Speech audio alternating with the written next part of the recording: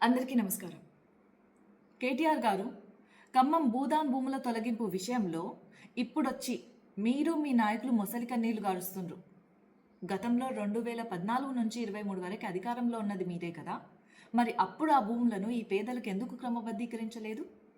ఎందుకు పట్టాలనివ్వలేదు? Hello BRS లీడర్లు, మర్చిపోయినరా? 2019లో అక్రమణాలపై నోటీసులు పంపించిందే మీ ప్రభుత్వంగా.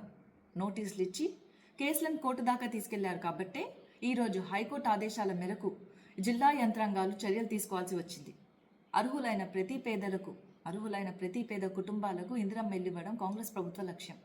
అయితే ఈ కూల్చివేతలో ఇల్లు కోల్పోయిన వారిలో నిజమైన అర్హులు నిరుపేదలెవరో గుర్తించి సంపూర్ణ సర్వే నిర్వహించాలని మన సీఎం రేవంత్ రెడ్డి గారు ఆదేశాలు ఇచ్చారు. భూదాన్ భూములంటే పేదలకు పంచాల్సిన పవిత్రమైన భూమి. కానీ గత బీఆర్ఎస్ ప్రభుత్వం అండతో కొంతమంది దళారులు, నకిలీ సంఘాల నాయకులు అమాయకమైన ప్రజల వద్ద 50,000 నుంచి ₹1,00,000 వరకు వసూలు చేసి ఫోర్జరీ పత్రాలతో అక్రమంగా గుడిసెలు వేయించారు. 250 కోట్ల విలువైన ప్రభుత్వ ఆస్తిని కాజేయాలని చూస్తున్న బీఆర్ఎస్ ల్యాండ్ మాఫియా ఆట కట్టించడమే కాంగ్రెస్ ప్రభుత్వ లక్ష్యం. దళారుల చేతిలో మోసపోయిన ప్రతి ఒక్క కుటుంబానికి ఇందిరమ్మ ఇల్లునిస్తుంది కాంగ్రెస్ ప్రభుత్వం. చివరిగా చెప్పేది ఏంటంటే, కాంగ్రెస్ ప్రభుత్వం అంటే పేదల ప్రభుత్వం.